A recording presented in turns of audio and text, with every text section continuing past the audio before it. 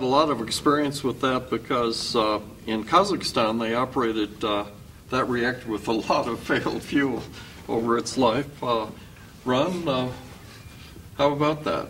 If you have fuel failures to deal with, as we did in EBR-ll, as part of our program to provide tests of fuel and fuel as it fails and after it fails, how it performs, you end up with contaminants in the sodium possibly then from the failed fuel. And one of the worst ones is cesium. And that becomes a maintenance problem, a radiation problem. And so you try to remove the cesium from the sodium to aid in the downstream in the maintenance. One way we were able to do that is with carbon-based systems to run the sodium through, similar to a cold trap type system where you'd run it through a trap made of a carbon type system, and it would the cesium would latch onto the carbon and be taken out of the sodium stream. We designed subsequently updated versions of that for use in the BN-350 sodium cleanup, cesium cleanup from the sodium in Kazakhstan. And I think Ken can comment on the design specifically of the cesium trap we ended up with for BN-350. Let me comment on that. Excellent. With regards to trapping cesium in sodium, I would first like to give credit to Harvey Olson, who worked at EBR-ll for many years, is now retired, and in my opinion is one of the world's, if not the world's, expert in trapping cesium out of sodium systems. And I would encourage any future designers of cesium traps to seek out any technical papers that Harvey was author to and pay close attention to what he learned.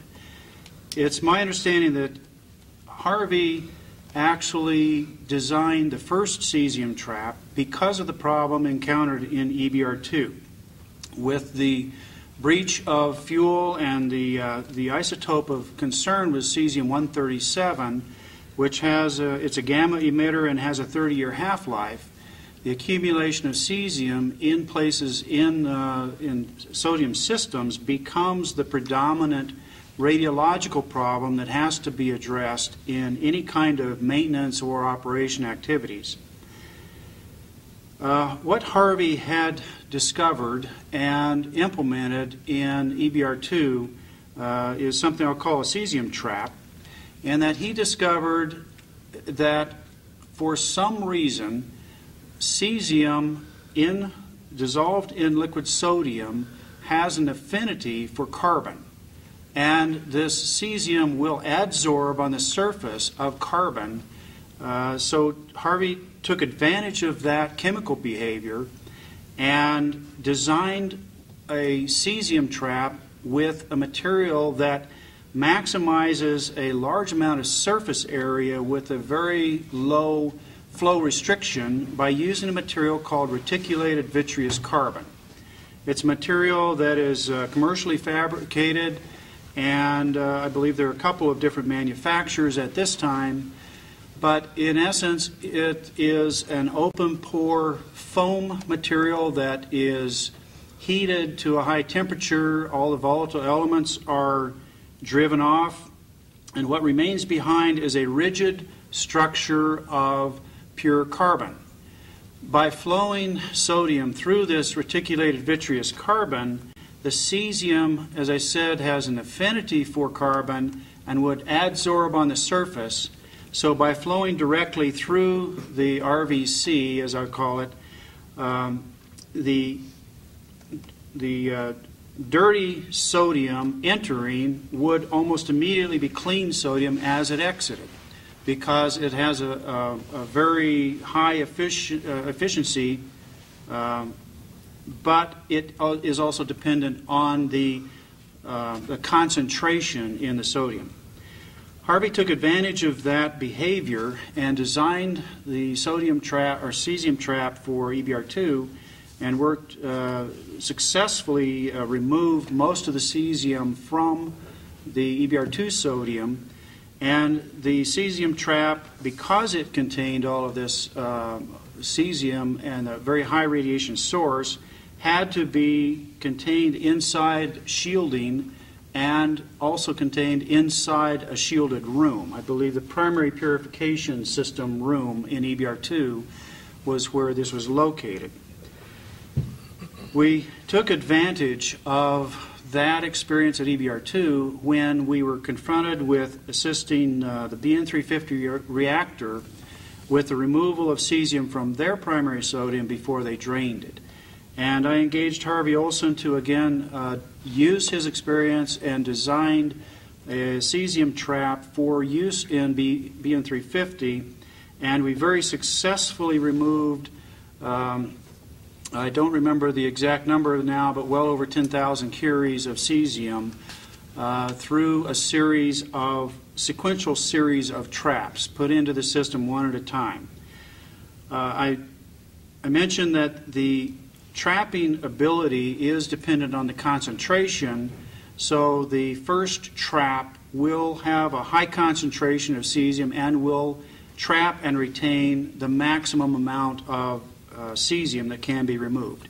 Each subsequent trap will remove less and less because the concentration decreases as the cesium is removed from the sodium. So any designer would need to compensate for that by, first of all, making the cesium traps removable, making them shielded so they could be removed and keep personnel safe from the radiation exposure. And then there is a downside of this removal of the cesium in this way that is now being addressed by the BN-350 reactor. And unfortunately, I am not current on the status of that operation. But the problem is this.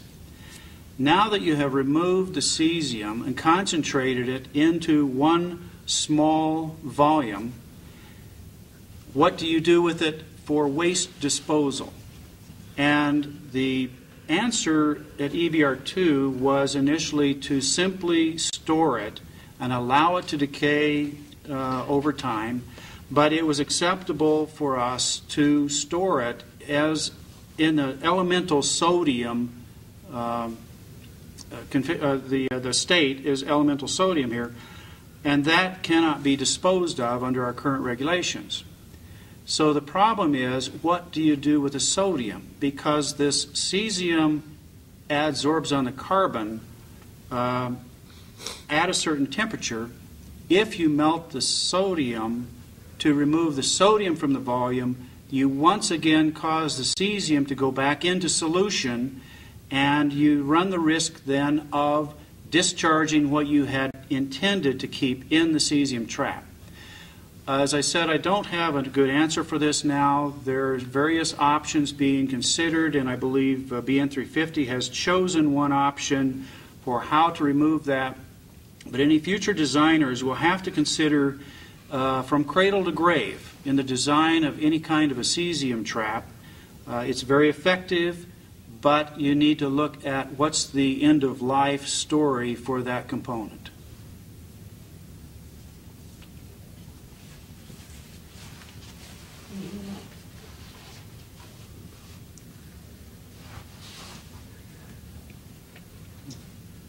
Then should we go to fire protection?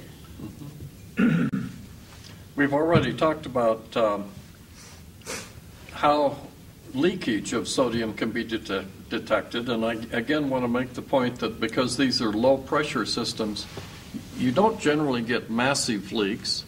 We actually had a very large leak very early in EBR-2's operation that involved a failure of a pipe in a sampling system for the secondary sodium, and a lot was learned from that. There are a number of firefighting and fire protection techniques. Ron or anyone, would you care to comment about Metal X and some of the other things that were designed and used, how effective they might be, and what your impressions could be about that? Bob, do you Well, in EBR-2 in the